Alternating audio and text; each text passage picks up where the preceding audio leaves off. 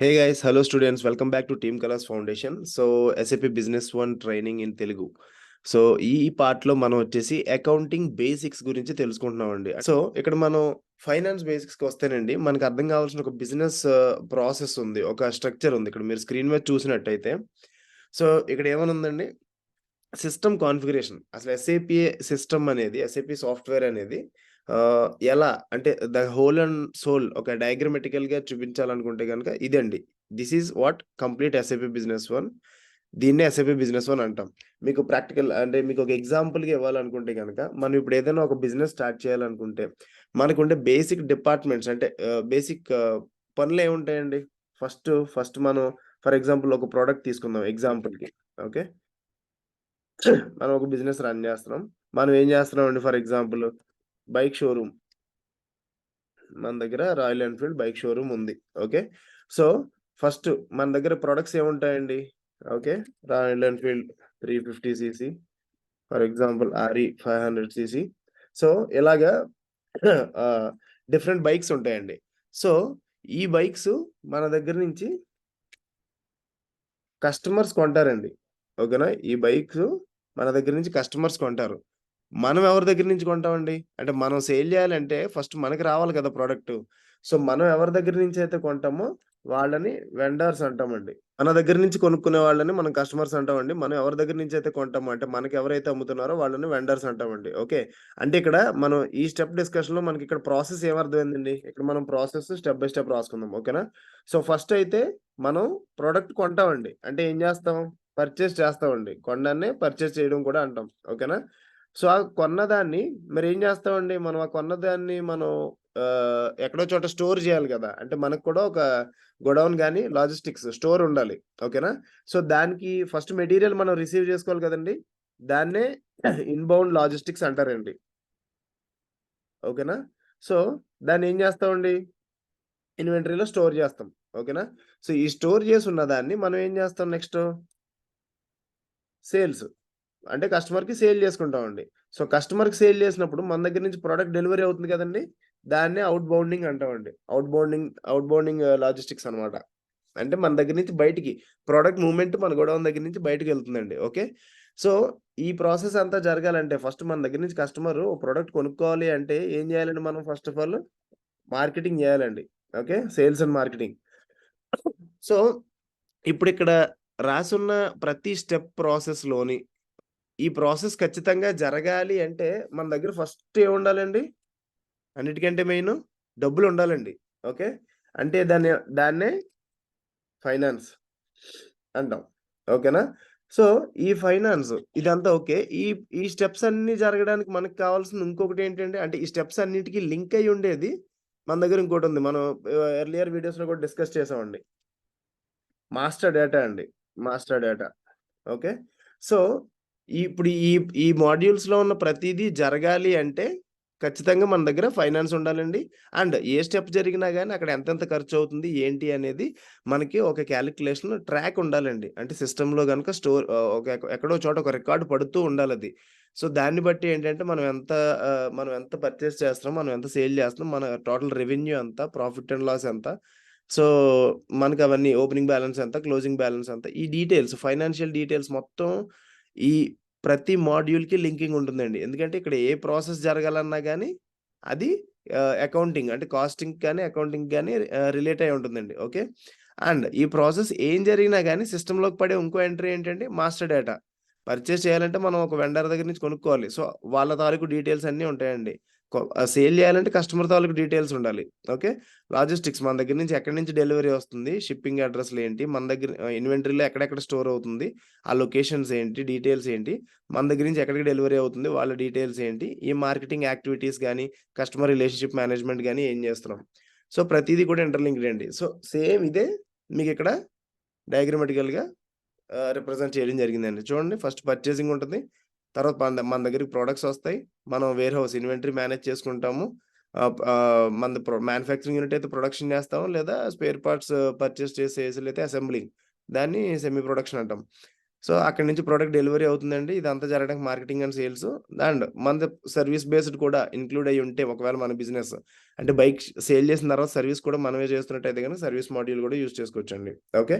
So ఈ మొత్తానికి కూడా మాస్టర్ డేటా కావాలి. ఈ ప్రతి స్టెప్లోని కూడా ఈ ప్రతి స్టెప్లో మనం ఏ ప్రాసెస్ సిస్టంలో ఎంట్రీ చేసినా అది ఫైనాన్షియల్ కంట్రోలింగ్కి లింక్ అయి ఉంటుందండి. ఓకే. సో నెక్స్ట్ స్టెప్కి వస్తే మనకి ఇక్కడ ఎస్ఎపి బిజినెస్ వన్లో ఉన్న one of the another best amazing feature ఏంటంటేనండి ఆటోమేటిక్ జర్నల్ ఎంట్రీస్ అండి. ఓకే. సో జర్నల్ ఎంట్రీ అనేది అకౌంట్స్కి సంబంధించిన ఒక టెర్మినాలజీ అండి. వాట్ ఈస్ జర్నల్ ఎంట్రీ అని మీరు అడిగితే కనుక ఫస్ట్ జర్నల్ ఎంట్రీ అంటే మనం తెలుసుకోవాల్సింది చార్ట్ ఆఫ్ అకౌంట్స్ అండి. ఓకే. అంటే ఒక సెట్ ఆఫ్ అకౌంట్స్ అండి. మొత్తం మనకు సంబంధించిన మనం చేసే ప్రతి యాక్టివిటీకి ఒక సెపరేట్ అకౌంట్ పెట్టుకొని ఆ అమౌంట్ డీటెయిల్స్ అంటే దానికి సంబంధించిన డబ్బులు వాల్యూ డీటెయిల్స్ అన్నీ కూడా ఆ అకౌంట్‌లో స్టోర్ అయ్యేలా సెట్ చేసుకుంటామండి. సో దాన్ని బట్టి ఏంటంటే మనకి ఈజీగా మనం ఎప్పుడైనా పేమెంట్స్ చేసుకోవాలన్నా గానీ మనకి ఎంత పేమెంట్స్ వస్తున్నాయి. ఇప్పుడు చూడండి కస్టమర్ మనకి పే చేసేవి మనం కొనుక్కునే వెండర్స్‌కి పే చేసేది రెండిట్లికి ఒకే అకౌంట్ మెయింటైన్ చేయం గదండీ మనం.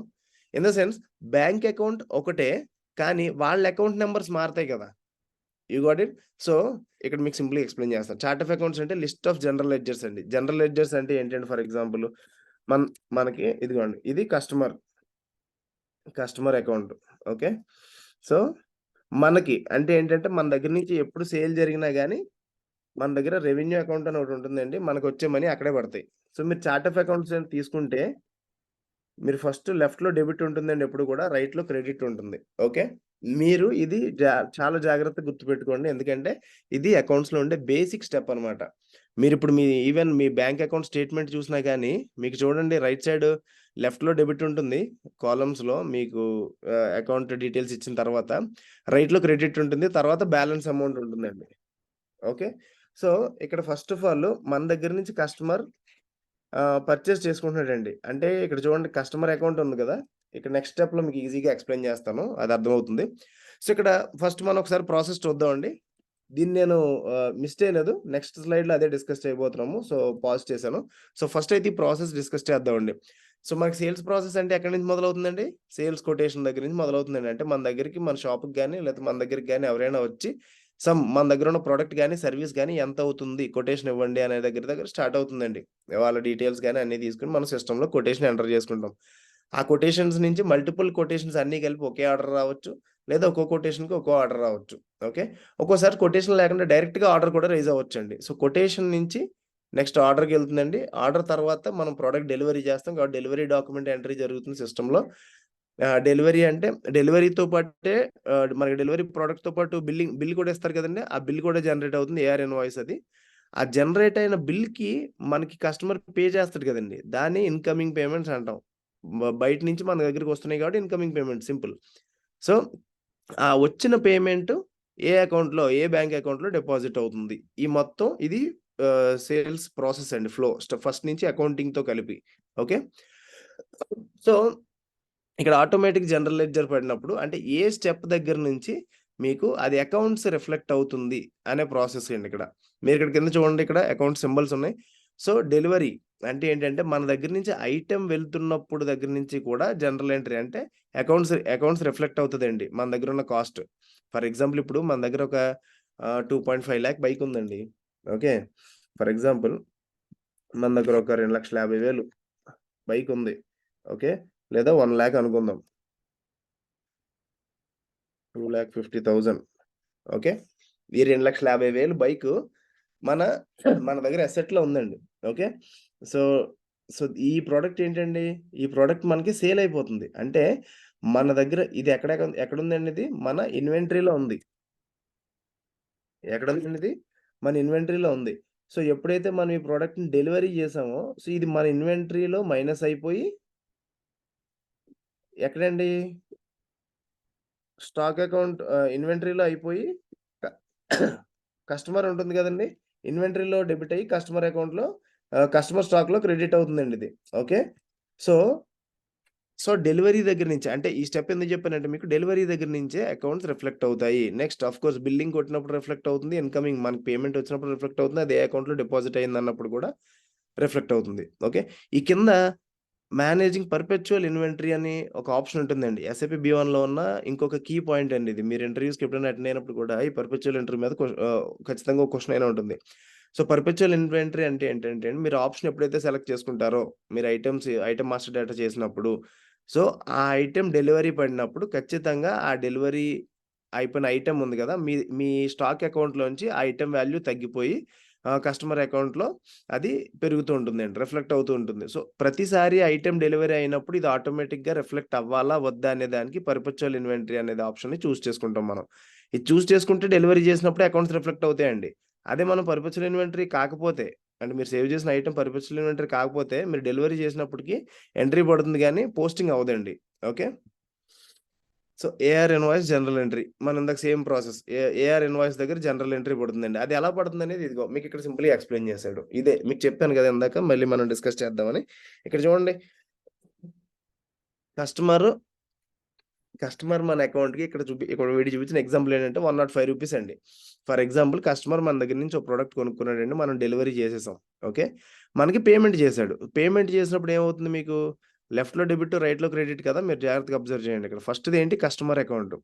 సో, కస్టమర్ ఎప్పుడైతే మనీ పంపించాడో, కస్టమర్ అకౌంట్ నుంచి రూ. 105 డెబిట్ అయిపోయినాయండి. ఓకే. అంటే మైనస్ అయిపోయినాయి. ఓకేనా? అండ్ ఎక్కడ క్రెడిట్ అయినాయండి వచ్చి? Revenue account. అంటే మన సేల్స్ రెవెన్యూ ఉంది గదండీ! మన రెవెన్యూ అకౌంట్‌లో క్రెడిట్ అయింది. And of course inclusive taxes debit చేస్తాం కాబట్టి కస్టమర్‌కి చూడండి ఆ రూ. 5 టాక్స్ కూడా కట్ అయింది. అది మనం టాక్స్ అకౌంట్‌కి సెపరేట్ లెడ్జర్ ఇచ్చుకుంటామండి. ఆ టాక్స్ లెడ్జర్‌లో అది పడుతుంది. So, by end of month గాని, క్వార్టర్ గాని మనం టాక్స్ పే చేయాలనుకున్నప్పుడు ఓన్లీ ఆ టాక్స్ అకౌంట్ నుంచి మన అకౌంట్ టాక్స్ మనీ కన్సిడర్ చేసుకుంటాం అనమాట. అంత అమౌంట్ అంటే అంతా బ్యాంక్ అకౌంట్‌లోనే ఉంటుంది. అందులో ఎంత అమౌంట్ తీయాలనేది ఈ టాక్స్ యూ నో డిక్లరేషన్ ఈ అకౌంట్ చెప్తుందండి. ఓకేనా? ఈ కాన్ఫిగరేషన్. సో, ఇగో మీకింకా బెటర్ ఎగ్జాంపుల్ ఏంటంటే అండి account balance. Total account balance ఎలా చూపిస్తుందంటే ఇది మీకు జస్ట్ లైక్ మీ స్టేట్‌మెంట్ అండి. ఓకే. సో, లెఫ్ట్ సైడ్ ఈ కస్టమర్‌కి డెబిట్ రూ. 105 ఇక్కడ మీరు చూసారు కదా! లాస్ట్‌ది రూ. 105 డెబిట్ పడింది కదా! డెబిట్ అంటే ఏంటండి? మనకి బిల్ అంటే మన దగ్గర నుంచి కస్టమరు రూ. 105 ఉన్న ఒక ప్రొడక్ట్ కొనుక్కున్నాడు. బిల్లేసాం. రూ. 600 బిల్ పడింది. సో, ఇక్కడ అకౌంట్‌లో రిఫ్లెక్ట్ అయింది. మళ్ళీ రూ. 400 ఏదో ప్రొడక్ట్ కొనుక్కున్నాడు. బిల్ పడింది. ఓకే. సో, ఇప్పుడు టోటల్ ఎంత కొన్నాడండి? 1105 కొన్నాడండి. 1105 కొని రూ. 705 పే చేసాడండి. ఓన్లీ రూ. 705 పే చేసాడు. ఇన్‌కమింగ్ పేమెంట్‌లో ఉంది చూడండి ఇక్కడ. ఏ డాక్యుమెంట్‌లో నుంచి రిఫ్లెక్ట్ అవుద్ది. సో, 705 మనకి క్రెడిట్ అయింది. సో, నెక్స్ట్ ఏం చేసాడంటే మళ్ళీ రూ. 200కో ప్రొడక్ట్ కొన్నాడు. మళ్ళీ రూ. 100కో ప్రొడక్ట్ కొన్నాడు. సో, మనకివ్వాల్సిన 1105లో 700 తీసేస్తే ఇంకా 400 ఉంటాయి కదండీ! సో, ఆ 400 ప్లస్ ఈ 300 సో, టోటల్ రూ. 700 ఇంకా మనకి కస్టమర్ పే చేయాల్సుందండి. అకౌంట్ బ్యాలెన్స్ డెబిట్‌లో చూపిస్తుంది. ఓకేనా? సో, అది దాని అర్థమండి. ఇక్కడ సింపుల్‌గా మీకు అదే అండి. ఇక్కడ చిన్న క్వెషన్ ఏం అడుగుతున్నాడంటే మనల్ని ఏఆర్ ఇన్వాయిస్ అంటే ఏంటండి? బిల్లింగ్. బిల్లింగ్ అంటే ఖచ్చితంగా కస్టమర్‌కి మనం ప్రొడక్ట్ సేల్ చేసేసాం. అంటే ఏమవుతుందండి? కస్టమర్ అకౌంట్‌లో డెబిట్ అవుతుంది. మన అకౌంట్ అంటే ఏంటి? మన బిజినెస్ సేల్స్ రెవెన్యూ అకౌంట్‌లో క్రెడిట్ అవుతుంది. ఓకేనా? సో, దట్స్ ఇట్ అండి. సో, ఇది బేసిక్‌గా అసలు డెబిట్ అంటే ఏంటి? క్రెడిట్ అంటే ఏంటి? డెబిట్ లెఫ్ట్‌లో ఉంటుంది ఎప్పుడు కూడా. క్రెడిట్ రైట్‌లో ఉంటుంది. ఓకే. సో, ఈ టోటల్ అమౌంట్ మన ప్రతి అకౌంట్‌లోని కూడా ఏంటంటే టోటల్ బ్యాలెన్స్ ఉంటుంది. ఆ బ్యాలెన్స్‌లో ఫర్ ఎగ్జాంపుల్ ఏంటంటే మీ అకౌంట్‌లో అంటే మీరు బిజినెస్ స్టార్ట్ చేసారు. మీ బిజినెస్ అకౌంట్‌లో ఒక 1,00,000 ఉంది. ఓకే. సో, ఈ 1,00,000లో మీరు అమ్మిన ప్రొడక్ట్స్‌కి టాక్స్ కట్టాల్సిన అమౌంట్ వచ్చేసి 35,000 అండి. ఓకే. అండ్ మిగిలింది బిల్లింగ్ లేదా రెవెన్యూ జనరేట్ చేసిన అకౌంట్‌లో మిగిలిన 65,000 ఉందండి. ఓకే.